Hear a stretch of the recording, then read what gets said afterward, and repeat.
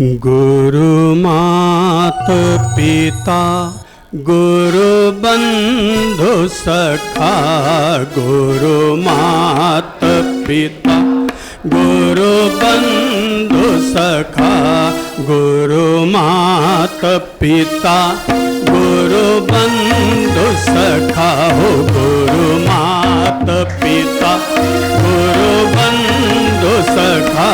तेरे चरणों में स्वामी मेरे कोटि प्रणाम, तेरे चरणों में स्वामी मेरे कोटि प्रणाम। गुरु मात पिता हो गुरु बंधु सखा, गुरु गुरु बंधु सखा। तेरे चरणों में स्वामी मेरे कोटि प्रणाम, तेरे चरणों में स्वामी मेरे। गुरु मात पिता हो गुरु बंधु सखा, गुरु मात पिता तेरे चरणों में स्वामी मेरे कोटि प्रणाम, तेरे चरणों में स्वामी मेरे कोटि प्रणाम।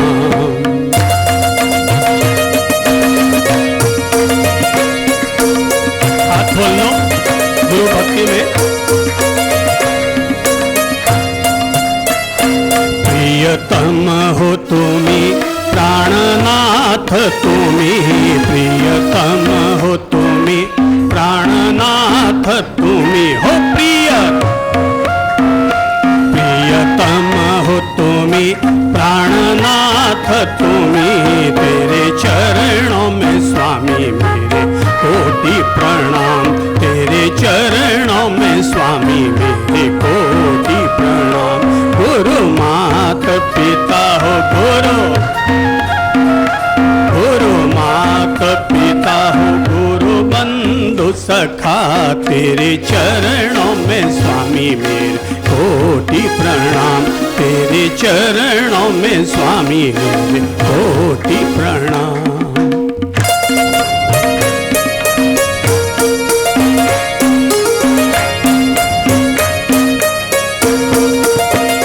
तुम्हें भक्ति हो तुम्हें शक्ति हो, तुम्हें भक्ति हो तुम्हें शक्ति हो, तुम्हें भक्ति हो तुम्हें शक्ति हो।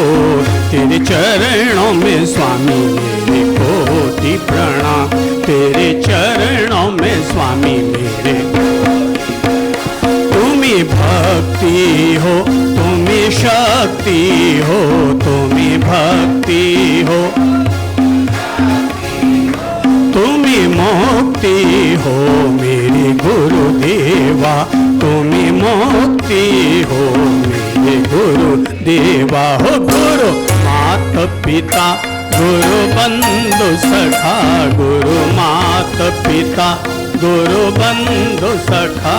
तेरे चरणों में स्वामी मेरे कोटि प्रणाम, तेरे चरणों में स्वामी मेरे कोटि प्रणाम।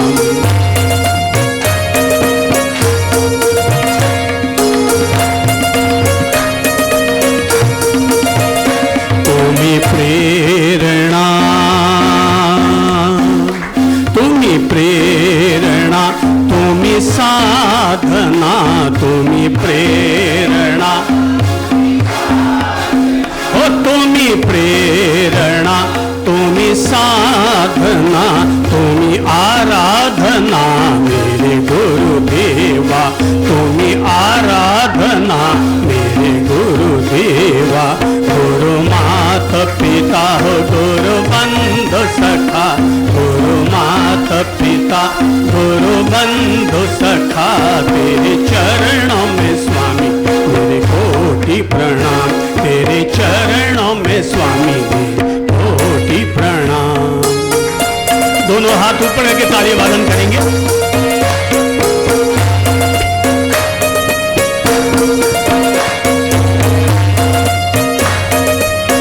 ताली बजाते हुए देखो कि ताली में क्या आवाज आ रही है। गुरु गुरु गुरु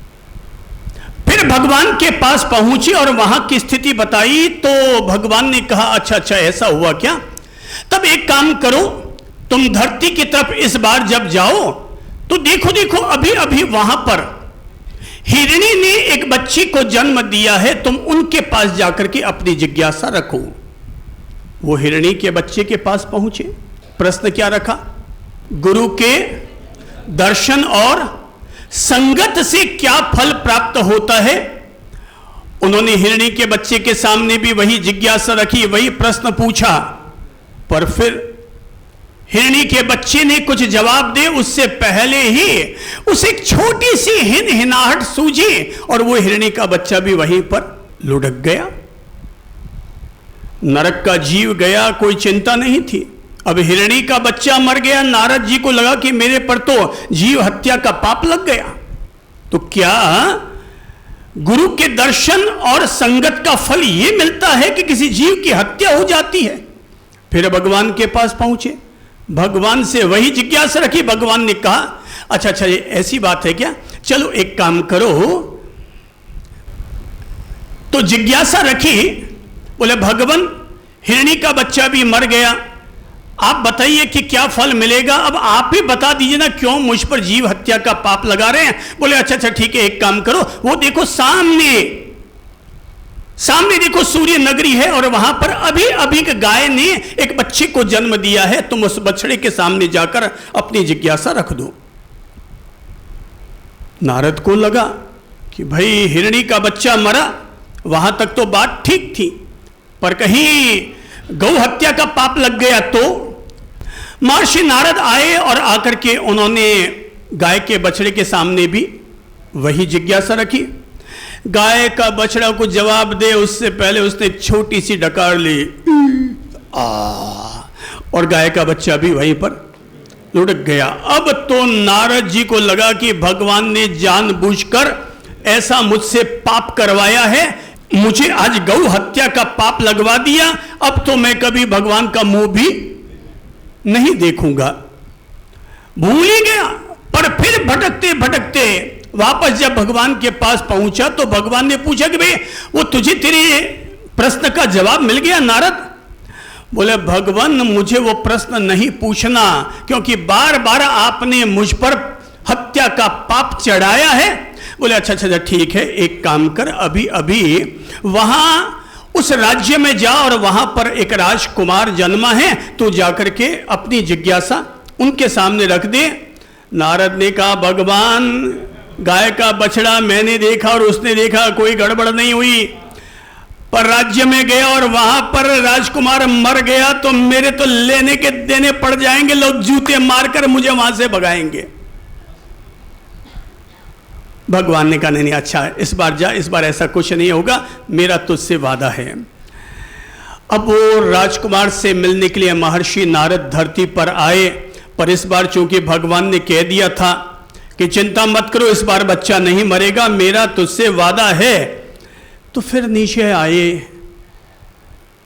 राजघराने में गए। डर तो रहे थे अंदर से, क्योंकि दूध का जला छाछ को भी फूंक फूंक कर पीता है। सो राजा के सामने कहा कि मैं आपके राजकुमार से मिलना चाहता हूं। बोले अभी तो वो जन्मा है और आप कहते हैं कि उससे मिलना है। बोले भगवान का आदेश है। बोले भगवान का आदेश है तो बच्चे को लाया गया, अभी अभी पैदा हुआ है और अभी अभी सामने लाकर के उपस्थित किया गया। महर्षि नारद ने पूछा, ऐ राजकुमार, गुरु की संगत और गुरु के दर्शन का क्या फल मिलता है? राजकुमार मुस्कुराया, हंसा। महर्षि नारद को डर था कहीं ये भी लुढ़क ना जाए, पर महर्षि नारद ने देखा कि नहीं वो इस बार ठीक है और उसने कहा महर्षि प्रणाम, धन्यवाद है आपको। बोले धन्यवाद छोड़ो, मैं तो मेरे प्रश्न का समाधान करने आया हूं। समाधान क्या? बोले भगवान क्या आप अभी तक समाधान नहीं समझ पाए? जरा याद कीजिए कि जब आप गए थे नरक गति में तो भगवान ने आपसे कहा था कि वहां जाकर अमुक जीव से पूछो, आप वहां जैसे ही उपस्थित हुए वो जीव मर गया, क्योंकि उसका आयुष्य उसी समय पूरा होना था। वही जीव, अब आपको बता दूं कि वही जीव मरा और मर करके उसके जीव का उद्धार हुआ और वो हिरणी की कोख से पैदा हुआ। उसका आयुष्य भी वही उसी समय पूरा होना था, पर उसी समय आप पहुंच गए।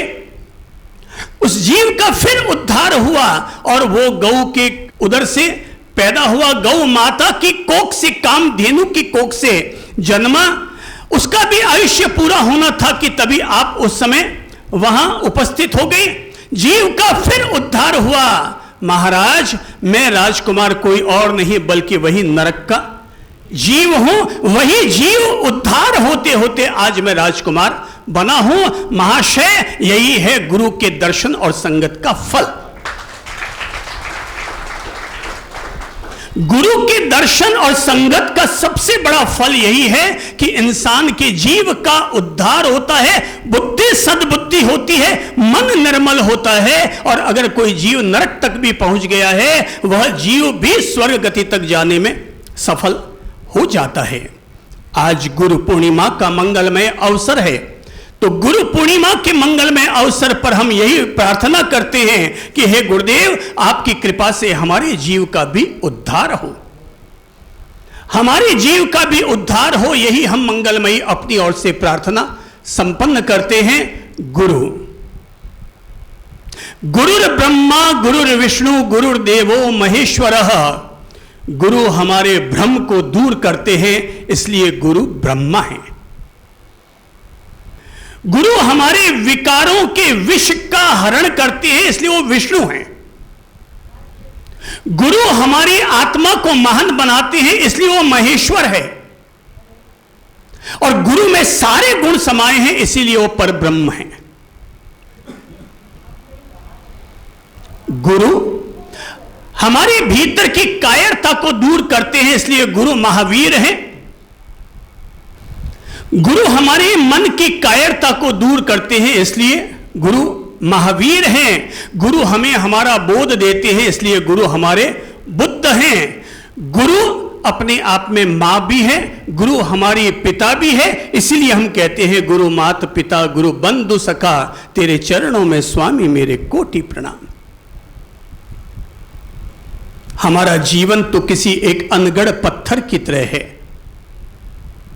गुरु ही उस अनगढ़ पत्थर को गढ़ गढ़ करके और मंदिर की प्रतिमा बनाते हैं। गुरु से ही होता है जीवन शुरू। अब जरा पहले आप लोगों को ले चलता हूं बचपन की तरफ। तो इंसान का पहला गुरु कौन? तो सांसारिक दृष्टि से कहूं तो बोलूंगा इंसान का पहला गुरु है उसकी मां, जो उसे बोलना सिखाती है, तुतलाती भाषा में ही सही, पर उसकी अंदर के 9 पेट से दबी हुई जबान को खोलने का अगर कोई पहला काम करती है तो वो है मां। इसलिए मां वो सरस्वती का अवतार होती है जो हर इंसान के भीतर छिपी हुई वाणी को उजागर करने का काम करती है। दूसरा गुरु है उसका पिता, जो इंसान को विद्यालय तक भिजवाकर उसके सारे प्रबंध देते हुए और बच्चे को पांव पर खड़ा करने का काम करता है। पर तीसरा है और वो है शिक्षक गुरु, जो कि एक बच्चे को पढ़ा लिखाकर न केवल साक्षर बनाता है बल्कि कमाने कजाने के लायक बनाकर भी उसे आत्मनिर्भर बना देता है। पर संसार में एक तीसरी शक्ति है जिसे हम कहते हैं आध्यात्मिक शक्ति, और उसी शक्ति को कहा जाता है गुरु, सद्गुरु, जो कि इंसान को जीवन जीने की कला सिखाता है, इंसान के हृदय का रूपांतरण करता है, उसके मन में रहने वाले दोषों को दूर करता है। इसीलिए गुरु के 4 काम होते हैं। पहला काम है, गुरु का पहला काम है वो हमें ज्ञान में ऊंचा उठाता है।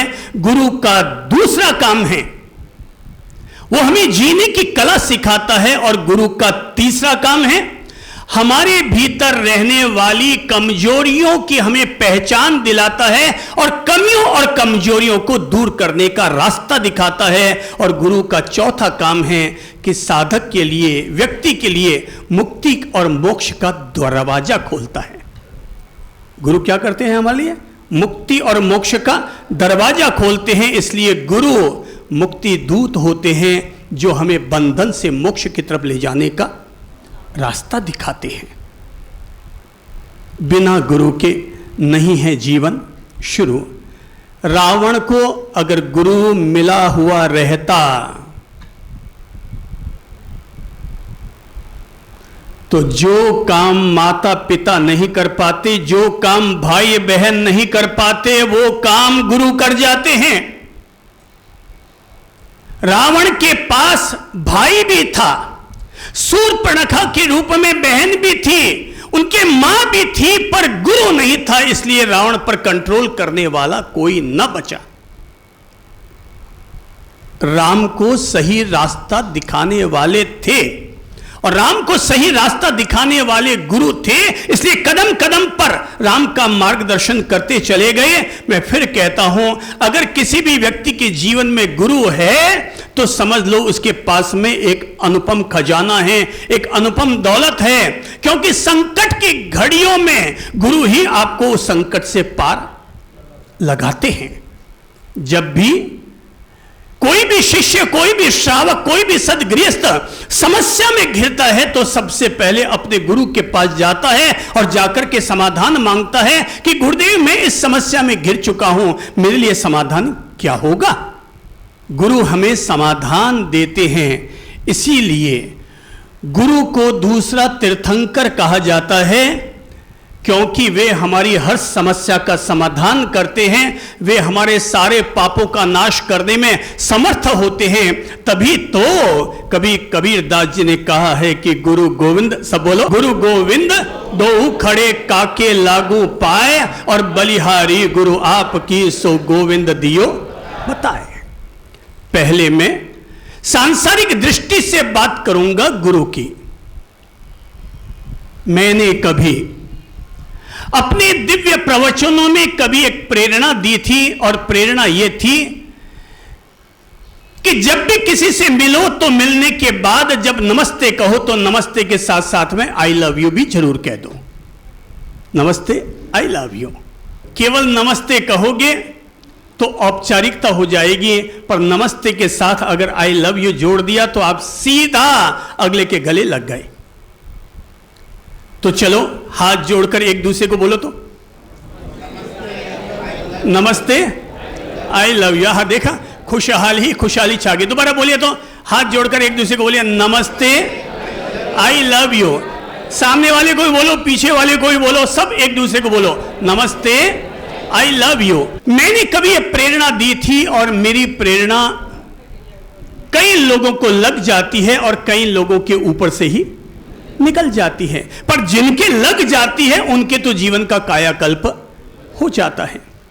एक मैडम के दिल और दिमाग में मेरी बात उतर गई और उसने सोचा कि चलो अब मैं गुरुजी के इस मंत्र का उपयोग करूंगी और अब मैं क्लास में जब भी जाऊंगी तो बच्चों से कहूंगी। अब तक मैं पहले कहती थी नमस्ते बेटा, नमस्ते बच्चों, नमस्ते, पर आज जब वो अपने स्कूल में पहुंची तो जैसे क्लासरूम में गई तो सबसे पहले नमस्ते बच्चों, आई लव यू, नमस्ते बच्चों, I love you.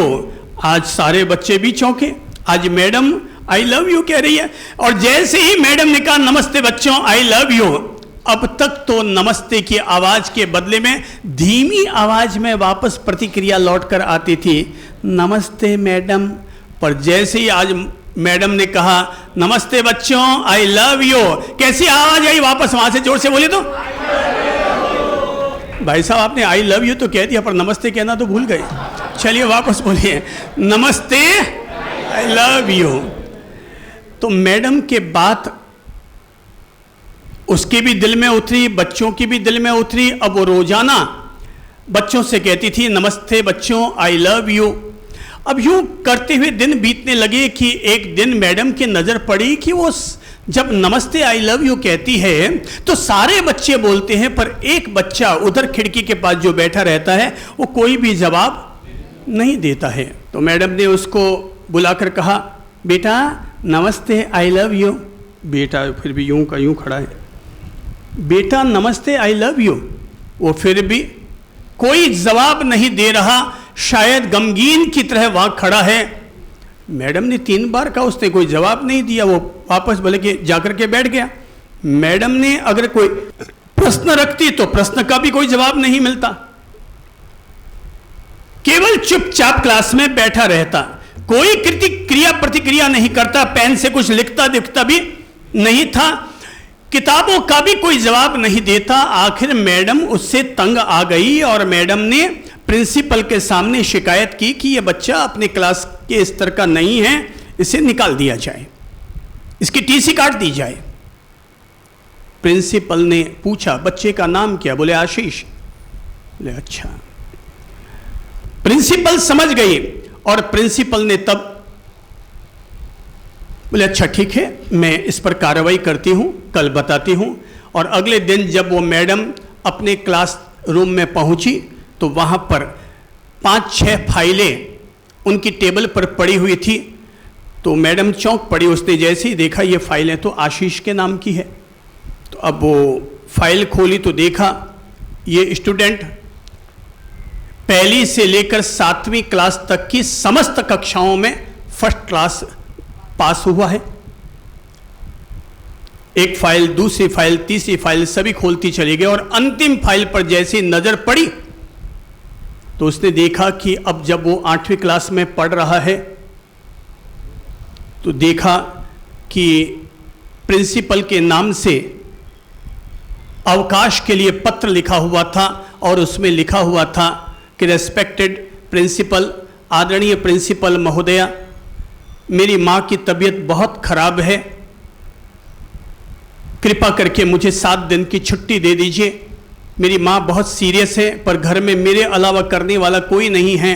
Principal sir, आपको तो पता है कि मेरे पापा भी नहीं हैं, मैं घर में एक अकेला हूँ, मुझे 7 दिन का अवकाश दे दीजिए।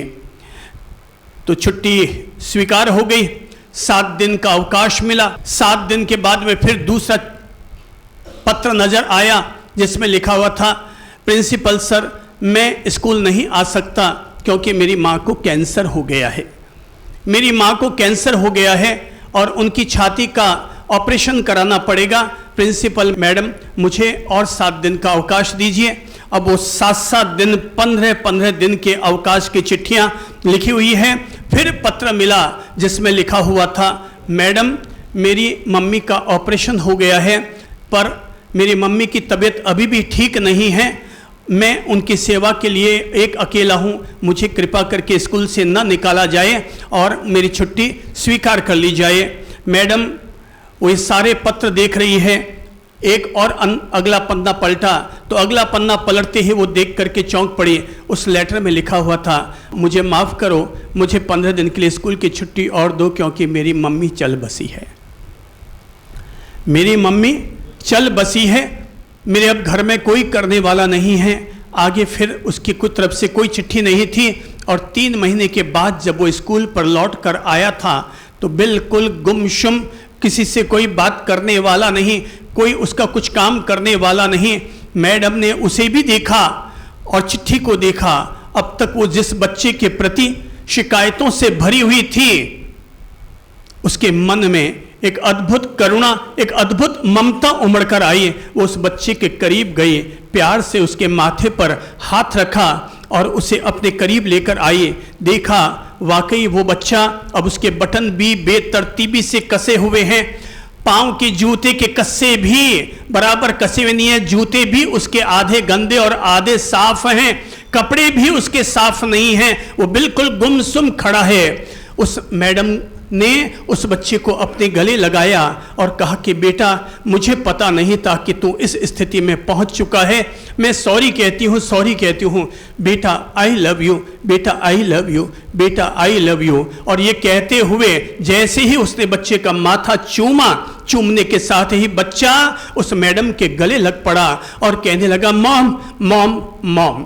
केवल ये 3 शब्द ही बोल पाया, मॉम मॉम मॉम। और पता नहीं कौन सा एक अद्भुत रिश्ता उस बच्चे और मॉम के बीच में जुड़ गया कि अब वो बच्चे के सामने जब भी मॉम आती है वो सबसे कहती तो थी कि नमस्ते बच्चों, आई लव यू, बोलती सबको थी, पर नज़र उसकी केवल उस एक बच्चे पर ही हमेशा बनी हुई रहती थी। वो हमेशा उसको देखती थी, बोलती सबको थी, पर आज उसको अब लगने लगा था कि असली आई लव यू तो वो उस बच्चे से करती है, क्योंकि अब वो बच्चा अनाथ हो गया, अब उस बच्चे का कोई और नहीं।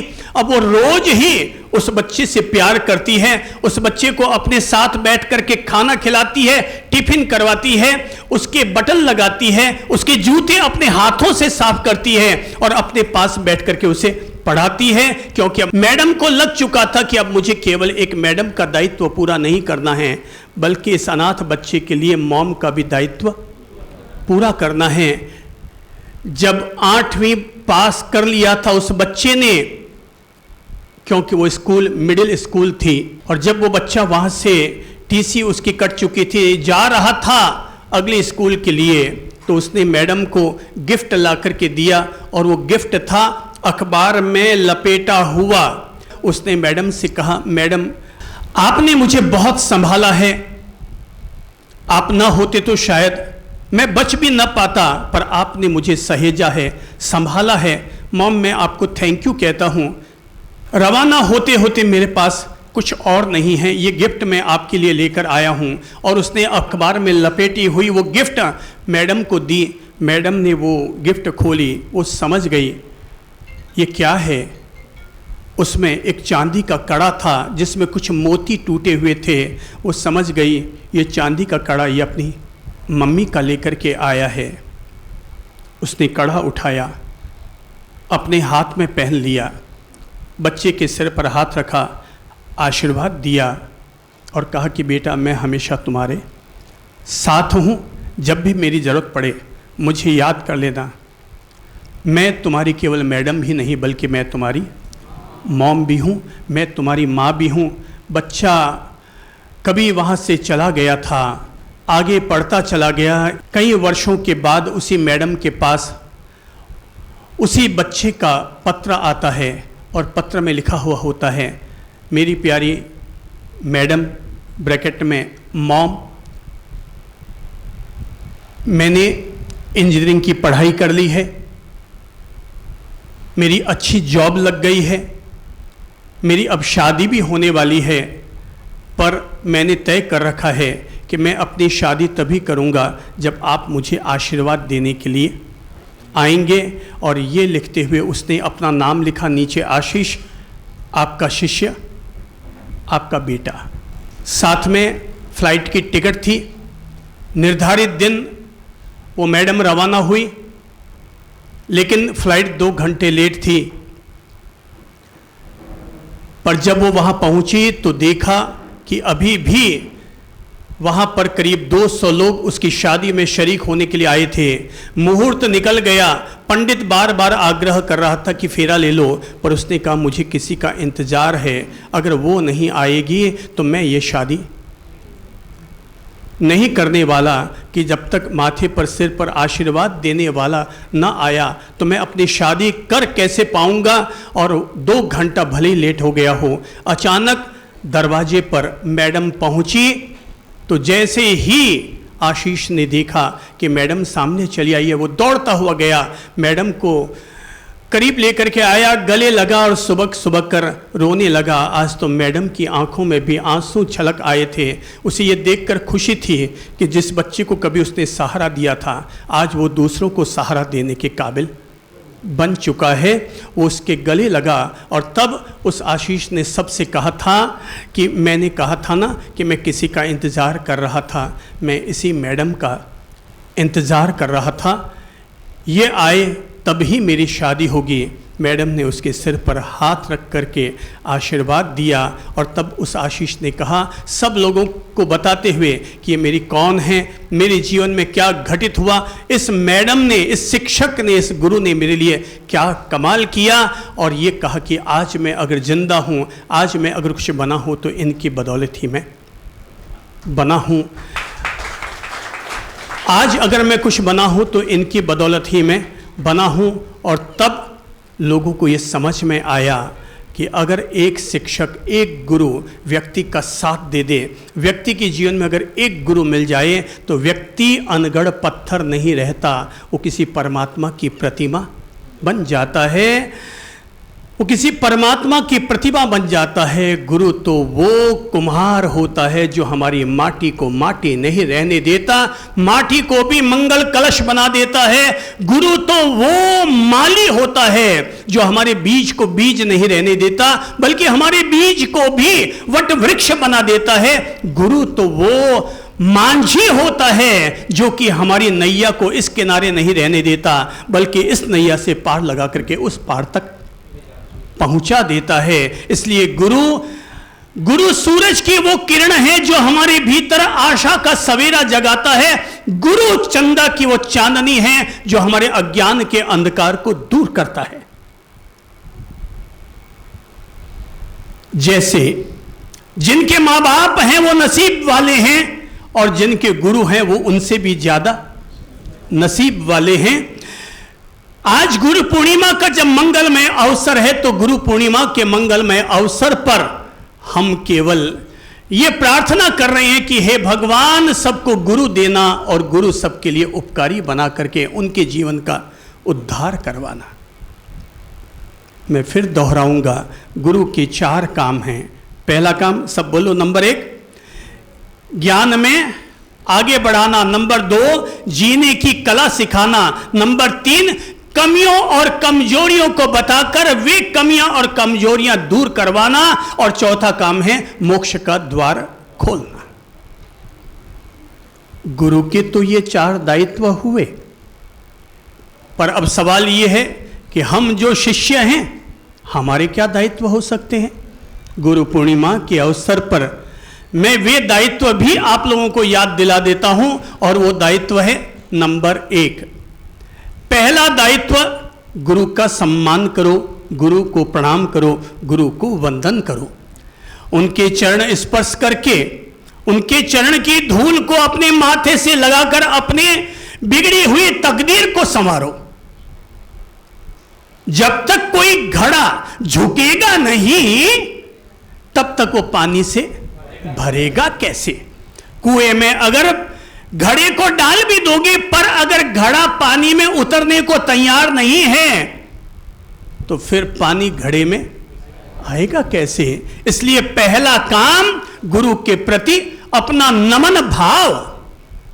तभी तो कहते हैं जब ज्ञान लेते हैं तो गुरु ऊपर बैठते हैं और शिष्य उनके श्री चरणों में बैठते हैं, क्योंकि गुरु ही गंगा है और गुरु ही तीर्थ है। शिष्य इसलिए नीचे बैठते हैं,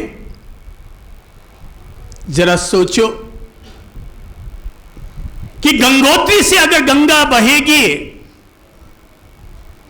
तुम अगर ऊपर बैठोगे तो गंगोत्री क्या गंगा ऊपर चढ़ेगी? तो हमें गंगोत्री के गंगा को लेने के लिए क्या करना पड़ेगा? भगीरथ को जमीन पर आकर के और अपने आप को समर्पित करना पड़ेगा कि गुरुदेव, मैं आपके श्री चरणों में समर्पित हूं, आप अपनी दिव्य गंगा से मुझे पवित्र कीजिए, मेरा गंगा स्नान करवाइए। भाई लोगों, याद रखिएगा, हरिद्वार जाकर के गंगा स्नान करोगे तो उसका प्रभाव केवल 1 दिन रहेगा, पर गुरु की गंगा में अगर स्नान करोगे, गुरु के श्री चरणों में बैठकर अगर स्नान करोगे तो जन्म जन्म का उद्धार हो जाएगा। तो पहला काम है गुरु के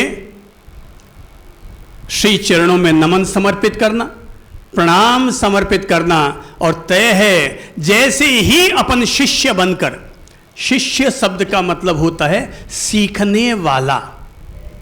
शिष्य का मतलब क्या होता है? सीखने वाला। मैं भी शिष्य हूं, आप भी शिष्य हैं, अपन सभी लोग शिष्य हैं। और मैं तो कहूंगा हर इंसान को बड़े से बड़े पद तक भी क्यों ना पहुंच जाए, हर आदमी को जीवन के अंतिम सांस तक शिष्य ही बने रहना चाहिए, ताकि अंतिम सांस तक भी वो रोजाना कुछ ना कुछ नया सीखता रहे।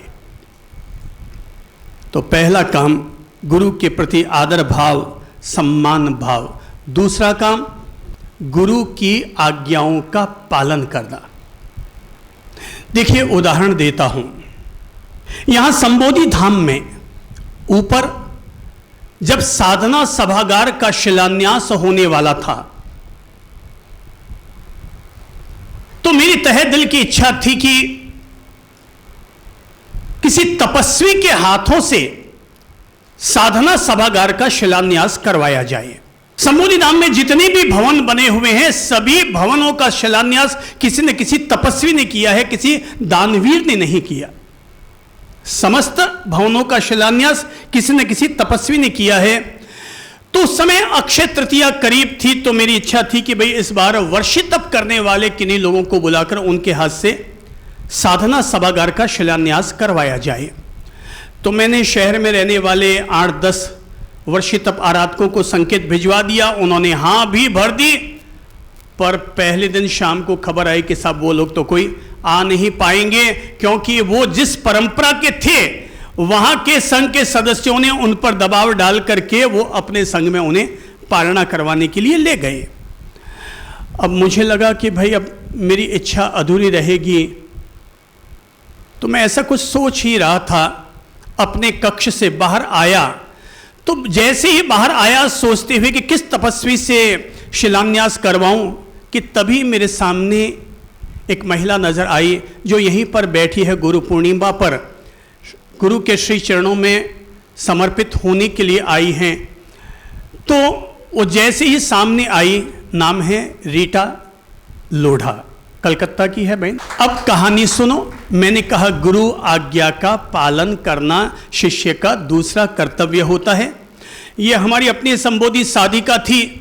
तो जैसे ही कक्ष में से निकलकर आया, मैंने कहा रीटा जी, न जाने ऐसा भाव बन रहा है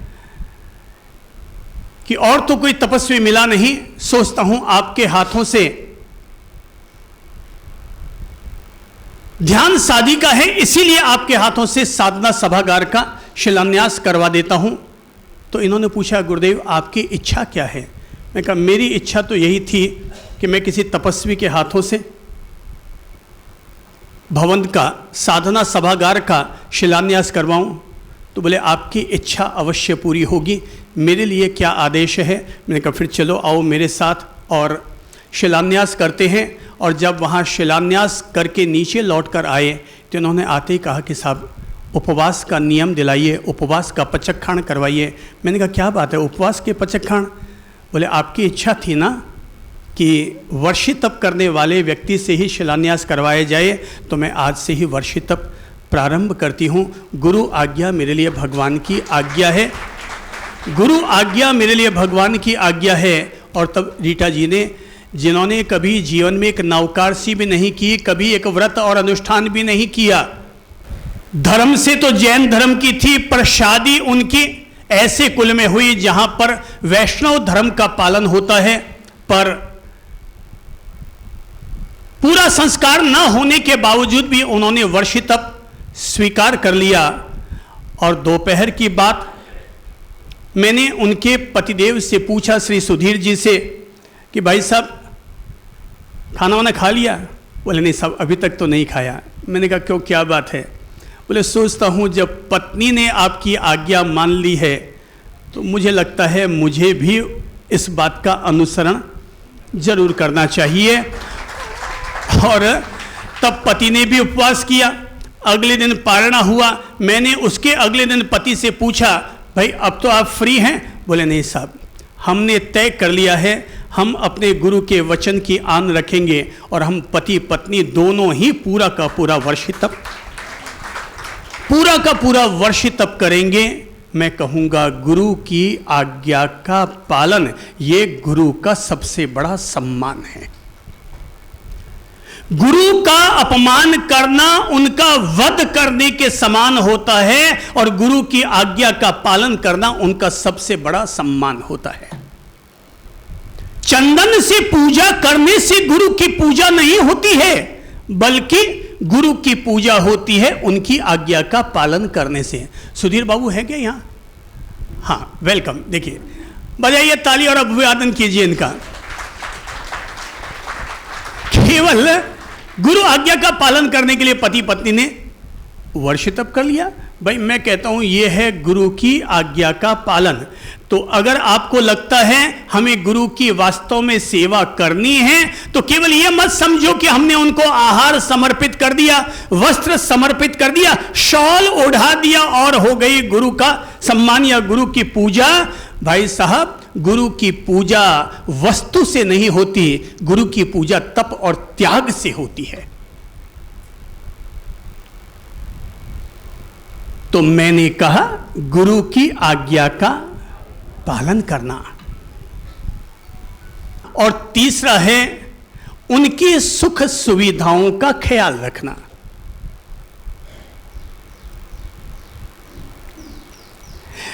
तीसरा बिंदु कहूंगा और वो है गुरु के दिव्य वचनों को, दिव्य वाणी को, दिव्य ज्ञान को न केवल अपने तक सीमित रखना बल्कि उसे और जन जन तक पहुंचाना। यह है गुरु का तीसरा, गुरु के प्रति हमारा तीसरा दायित्व कि उनकी जो दिव्य वाणी है, उनके जो दिव्य वचन है, उनको अपन जन जन तक पहुंचाएं। आज देश भर में सैकड़ों लोग ऐसे हैं जिन्होंने अपने गुरु के दिव्य ज्ञान को जन जन तक पहुंचाने के लिए अपनी ढेर सारी आहुतियां दी हैं। अगर मैं अगल बगल के लोगों में से ही बात करूं तो एक महानुभाव हैं नागौर के सुरेश जी राठी और जोधपुर के भी हैं सुरेश जी राठी। दोनों सुरेश जी राठी बंधुओं ने मेरी समझ से न करते 2500 लाख रुपए का दिव्य ज्ञान, दिव्य साहित्य हमारा मंगा करके और पूरे देश भर में वितरित किया है। सूरत के ही एक महानुभाव हैं श्री प्रकाश जी जैन, सिद्धार्थ ग्रेनाइट वाले। अब तक हजारों हजार टेबल कैलेंडर, वार्षिक कैलेंडर मंगा करके और दुनिया भर में उन्हें वितरित किया है। अभी पिछले 3 सालों में संबोधि धाम से एक वार्षिक कैलेंडर 100 रुपए का होता है, पर 3 वर्षों में यहां पर जितने भी दर्शनार्थी और श्रद्धालु आए सबको उनकी ओर से कहा हुआ था यहां से कोई भी श्रद्धालु बिना आपका दिव्य ज्ञान का पुष्प लिए हुए बगैर न जाए।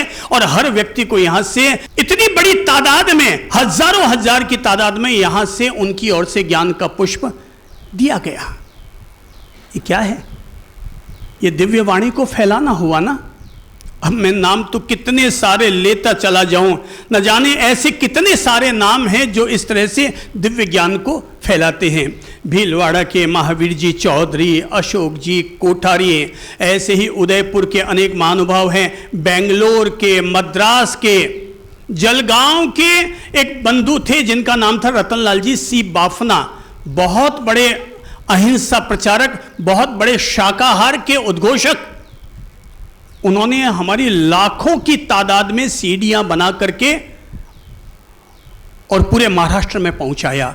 हम पूरी दुनिया में नहीं जा पाए, पर हमारे प्रियजनों ने हमारी वाणी को पूरी दुनिया तक अवश्य पहुंचा दिया है। अब तो YouTube, अरिहंत चैनल, पारस चैनल, संस्कार चैनल, आस्था चैनल, न जाने ऐसे कितने कितने चैनल हैं जिन्होंने हमारी वाणी को इतना पावरफुल मानते हुए बोले साहब आपकी वाणी के कारण ही हम लोगों के चैनल पूरी तरह से तरोताजा हो गए, हमारी लाखों की संख्या लोगों में बढ़ गई है। आज YouTube में चंद्र प्रभु महाराज और ललित प्रभु महाराज के व्यूवर्स 70 करोड़ से ज्यादा हुए हैं। उसमें तो सारी संख्या सामने लिखी हुई आती है कि किस प्रवचन को कितने लाख और कितने करोड़ लोगों ने अब तक सुना है। तो 70 करोड़ से ज्यादा व्यूवर्स हैं। ये कोई मामूली बात नहीं है। पर मैं ये मानता हूं, मैं तो थैंक यू दूंगा YouTube को भी, सारे चैनलों को भी, सारी मीडिया और इलेक्ट्रॉनिक मीडिया को भी, जिन्होंने अपने गुरु की वाणी को करोड़ों की तादाद में लोगों तक पहुंचाया है। भाई ये है गुरु के प्रति हमारा कर्तव्य, हमारा दायित्व कि हम इस तरीके से गुरु की वाणी को जन जन तक पहुंचाएं। इसलिए लोग जो जन्म दिवस पर, शादियों पर फूलों का गुलदस्ता गिफ्ट देते हैं, मैं कहूंगा भाई गुलदस्ता आप दोगे, आपने उसे गुलदस्ता दिया फूलों का, कितने दिन रहेगा वो? 1 घंटा, 2 घंटा, 4 घंटा, रात भर। अर्थात आपके 500 रुपये कहाँ गए? अगले दिन सुबह डस्टबिन में, कचरे में, नगर पालिका के ट्रैक्टर में। तो अच्छा होगा ना, उसकी बजाय आप 250 रुपया अगर आप मानते हैं गुलदस्ते का, 500 का मानते हैं गुलदस्ते का, तो उतने रुपये की दिव्य ज्ञान की किताबें खरीदो, एक अच्छी डायरी ले लो, एक पार्कर का पेन ले लो, जैसा आपका दिल चाहे वैसा ही ज्ञान का पुष्प उन्हें गिफ्ट दो। परिणाम ये निकल कर आएगा, गुलदस्ता तो अगले दिन फेंक दिया जाएगा, पर आपने जो ज्ञान का दीप उन्हें दिया है, वो ज्ञान का दीप उन्हें भी उजाला देगा और उनकी वजह से दूसरों को भी उजाला देगा। ज्ञान का विस्तार करो। इस धरती पर सूरज भले ही डूब जाए, चांद भले ही डूब जाए, पर ज्ञान का प्रकाश कभी डूबना नहीं चाहिए। वो प्रकाश तो हमेशा बना हुआ रहना चाहिए। ये दुनिया हजारों हजार, लाखों लाख वर्ष तक अगर आज भी अगर इतनी प्रगति कर पाई है तो इसके पीछे एक ही पक्ष ने काम किया और वो है ज्ञान। ये ज्ञान ये हमेशा उज्जवल रहना चाहिए। इसलिए देने जैसी कोई चीज है तो वो है ज्ञान, छोड़ने जैसी कोई चीज है तो वो है मान। तो ज्ञान का विस्तार करो। और चौथा काम, गुरु पूर्णिमा पर जब बोल रहा हूं तो शिष्य का चौथा काम होता है, और वो काम होता है गुरु के लिए अपनी आहुतियां देना। मैं कुल मिलाकर ये समझाना चाहता हूं, गुरु के लिए अपनी आहुतियां दो। धोख लगाने से ही कुछ नहीं होगा, गुरु को सुख पहुंचे ऐसा कोई काम करो।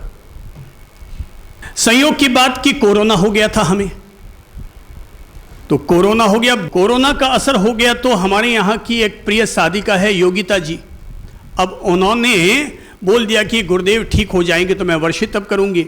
अभी जब आखा तीज आई तो उस दिन वो आए, बोले साहब मुझे उपवास का प्रत्याख्यान दिलाइए, नियम दिलाइए। मैंने कहा आज किस बात का क्या है? बोले मैंने जब आपको कोरोना हुआ था उस समय मैंने भगवान जी से प्रार्थना की थी कि अगर गुरुदेव स्वस्थ हो जाएंगे तो मैं वर्षित तप करूंगी। अब उन्होंने वर्षित तप करना शुरू कर दिया। ये हुई ना गुरु के लिए आहुति। इंदौर से मनोज जी लोढ़ा, तो उनकी पत्नी मोनिका जी ने उस समय कहा था मैं गुरुदेव के स्वास्थ्य लाभ के निमित्त 1 लाख उवसग्गरम स्तोत्र का जाप करूंगी और आज के बाद तब तक मिठाई नहीं खाऊंगी जब तक वो उनका मुंह वापस न देख लूं। तो पति ने बताया कि साहब ये प्रतिदिन सुबह 3 घंटा लगता है।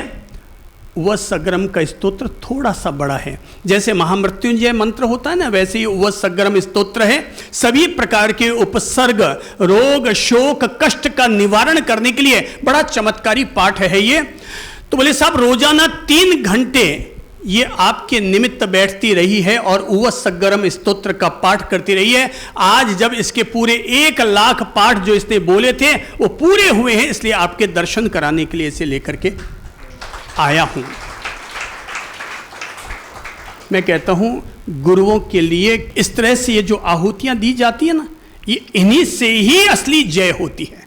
तो गुरु के प्रति अपने दायित्व हम निभाएं, और ये दायित्व है कि हम लोग गुरु के प्रति अपने दायित्व निभाओ। आज जब गुरु पूर्णिमा का दिन है तो मैं गुरु पूर्णिमा के दिन इतना सा जरूर कहूँगा कि आज अगर गुरु पूर्णिमा के दिन आप मुझे अपनी ओर से कुछ समर्पित करना चाहते हैं तो या तो एक काम करो, या तो पूरा का पूरा मुझे सौंप दो। अब मैं जानूं और आप जाने कि किस तरह से एक अनगढ़ पत्थर को तैयार करके निखारता हूं, तो या तो पूरा का पूरा अपने आप को मुझे सौंप दो, और अगर पूरा का पूरा नहीं सौंप सकते, अधूरा ही अगर सौंपना है तो अपने जीवन में पलने वाली किसी बुराई का आज त्याग कर दो। या तो पूरा सौंप दो, या फिर अधूरा सौंपना है तो क्या करो, वो बुराई वाला पहलू सौंपो कि गुरुदेव आज से मैं गुरु पूर्णिमा के दिन ये संकल्प करता हूँ या करती हूँ कि मैं आज के बाद गुस्सा नहीं करूँगा, नहीं करूँगी, चाहे मुझे इसके लिए 10 नुकसान भी क्यों ना उठाने पड़ जाएं, चाहे मुझे इसके लिए 10 बार अपमान भी क्यों ना झेलना पड़ जाए। भाई एग्जामिनेशन तो होगा, अगर कोई चीज आप चढ़ाओगे तो कसौटी तो होगी, और कसौटी कसने के लिए हो सकता है आज से अगर आप गुस्सा छोड़ते हो और यहां से घर जाते ही 4 बातें सुनने को मिल गई, पर अगर आपने वो 4 बातें सहन कर ली तो समझ लेना आपके साथ में गुरु का आशीर्वाद लग गया है। गुरु के आशीर्वाद अब आपके लिए रक्षा कवच का काम करेंगे, रक्षा सूत्र और रक्षा पोटली का काम करेंगे। और मैं आज के बाद में ये चीज़ का त्याग करता हूँ। आप नशा हो तो नशे का त्याग कर सकते हैं। कोई व्यक्ति अगर चोरी करने का आदी है तो अपनी चोरी की आदत का त्याग कर सकता है। कोई आदमी अगर झूठ बोलने का आदी है तो झूठ को छोड़ने का संकल्प कर सकता है। अनेक लोग ये भी कहते हैं कि साहब बिना झूठ बोले तो व्यापार होता नहीं है। मैं कहता हूं ऐसा भी क्या व्यापार करना, ऐसा भी क्या धंधा करना जिसके लिए हमें रोज 100 बार झूठ बोलना पड़ता हो। ऐसा पैसा कमा करके भी क्या कर लोगे जिसके लिए हमें 100 बार झूठ बोलने का पाप अपने मत्थे चढ़ाना पड़ा। क्योंकि कभी रत्नाकर से सप्त ऋषियों ने कहा था कि तू जो इतने पाप कर रहा है, डाका डाल रहा है, लोगों की हत्याएं कर रहा है, सोच जब इन सारे पापों का उदय आएगा तो इसका सामना कौन करेगा। बोले कौन क्या करेंगे, मैं सबके लिए पाप कर रहा हूं, सभी लोग इसके हिस्सेदार बनेंगे। बोले जा पूछ के आ जा। पत्नी के पास गया, बच्चों के पास गया और जाकर के पूछा मैं ये जो पाप कर रहा हूं, व्यापार में इतनी जो पाप कर रहा हूं, जब इसका उदय आएगा तो कौन कौन भोगेगा। पत्नी ने कहा कि साहब हम तो सुख के सहभागी हैं, दुख तो जीव को अकेला ही भोगना पड़ता है। हम तो सुख के सहभागी हैं, दुख तो जीव को अकेला ही भोगना पड़ता है। बच्चे भी खिसक गए, मम्मी पापा भी खिसक गए और आज उसे यह एहसास हो गया जीव को अकेले ही अपने कर्मों का सामना करना पड़ता है। तो छोड़ सकते हो भाई, एक बुरा काम छोड़ दो जो अपन रोज करते हैं। ये आज से क्या किया, विसर्जनम विसर्जनम विसर्जनम। अब वो मन में धारणा करके देखो वो किस चीज़ की आप विसर्जनम कर रहे हैं। कितने लोग हैं जो गुरु पूर्णिमा पर गुरु पूजा करना चाहते हैं, हाथ खड़ा करके बताइए तो। कितने लोग हैं जो गुरु पूजा करना चाहते हैं। तो अब गुरु पूजा में मैं क्या ले रहा हूं आपसे, या तो पूरा का पूरा और या फिर एक बुरा जो हमारे भीतर बुरा तत्व छिपा हुआ है। अब देख लो, मन में धारणा कर लो, अब हाथ जोड़ लो और हाथ जोड़ के आपको अपने भीतर की खुद का ही समीक्षण करके खुद को जो लगता है कि हाँ साहब ये मेरी बुराई है और मैं आज के बाद गुरुदेव पूरा प्रयास करूँगा कि मैं आज के बाद उस बुराई का पात्र न रहूं। तो अब देख लो, धारणा कर लो, आंखें बंद करो, खुद अपनी आत्मा से कहो कि हे गुरुदेव, मैं अपनी आत्मा को साक्षी बनाकर अपने जीवन की अमुक बुराई का त्याग करने का संकल्प लेता हूं। अमुक बुराई का त्याग करने का संकल्प लेता हूं। अमुक बुराई का त्याग करने का संकल्प लेता हूं। आंखें बंद करके मन में पूरी गहराई तक धारणा उतरने दीजिए। श्री प्रभु शरणम, श्री प्रभु शरणम। गुरु पूर्णिमा के मंगलमय अवसर पर इतनी सी प्रेरणा ज़रूर दूंगा कि रोज़ाना 15 मिनट ही सही, 20 मिनट ही सही, साधना के लिए अवश्य बैठे, अपनी जीवन की सच्चाई पर गौर करें, अपनी स्वयं की प्रकृति पर गौर करें, अपने देह और अपनी आत्मा की प्रकृति पर गौर करें। 15 मिनट ही सही, 20 मिनट ही सही, लेकिन मेडिटेशन ज़रूर करें। बिना साधना के व्यक्ति अधूरा है। साधना से ही व्यक्ति सिद्धत्व की तरफ बढ़ता है, वरना हर आदमी एक आम इंसान की तरह पैदा हुआ, आम इंसान की तरह जिएगा और आम इंसान की तरह मर जाएगा।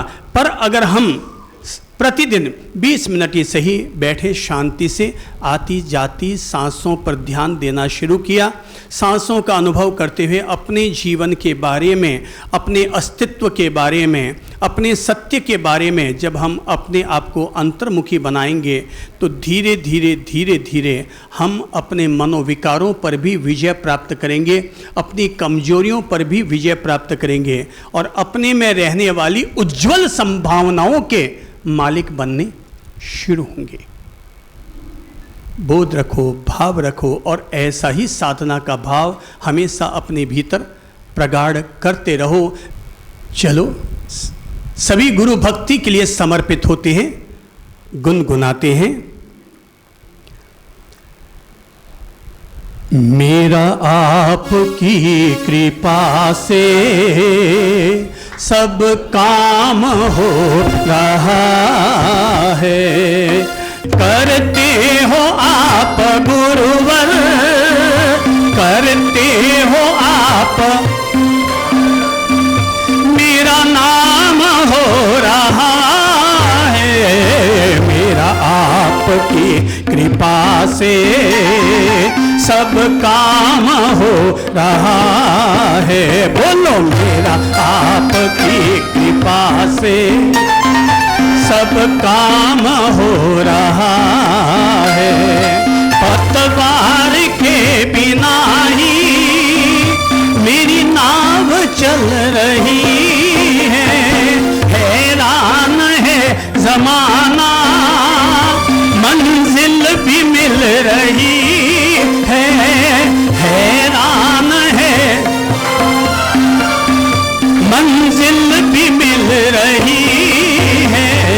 करता नहीं कुछ भी, करता नहीं मैं कुछ भी, सब काम हो रहा है।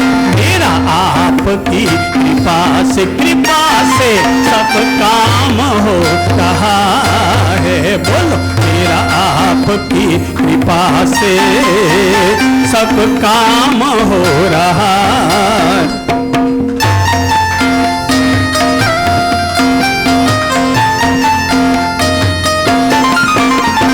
तुम साथ हो तो भगवन किस चीज की कमी है, तुम साथ हो तो किस चीज की कमी है, किसी और चीज की अब दरकार भी नहीं है, किसी और चीज की अब दरकार भी नहीं है। तुम साथ तो ये सेवक, तुम साथ तो ये सेवक श्रीमान बन रहा है। तुम साथ हो तो सेवक श्रीमान बन रहा है। बोलो सब काम हो रहा है। मेरा आपकी कृपा से सब काम हो रहा है। श्री गुरुवे नमः।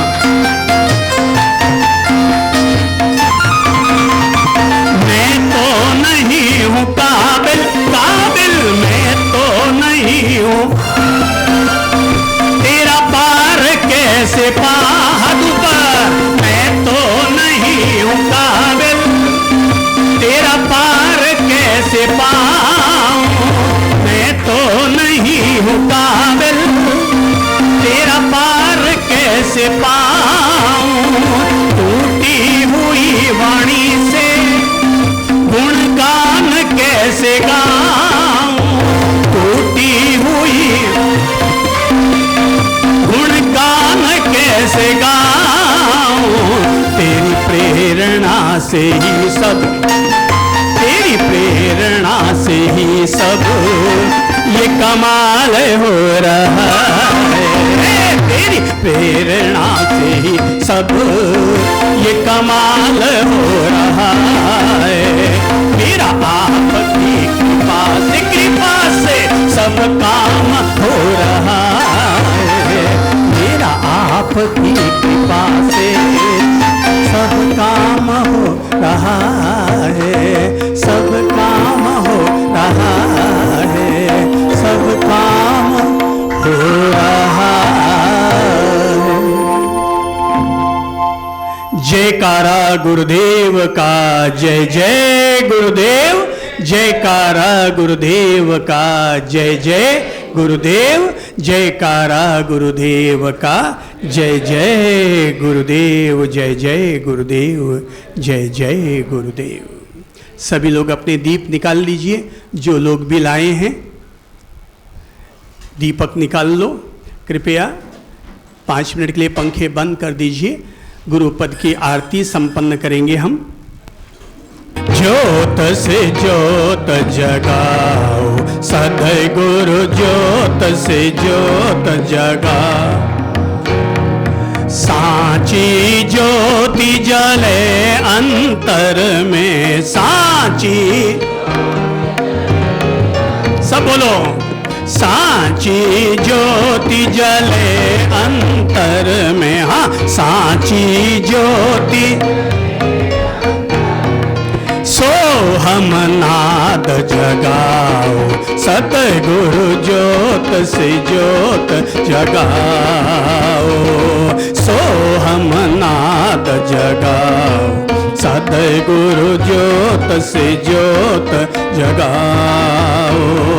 ज्योत से ज्योत जगाओ, सतगुरु ज्योत से ज्योत जगाओ। मेरा अंतर तिमिर मिटाओ, सतगुरु ज्योत से ज्योत जगाओ। गुरु ओम ओम ओम, गुरु ओम ओम ओम, गुरु ओम ओम ओम, गुरु ओम ओम ओम, गुरु ओम ओम ओम, गुरु ओम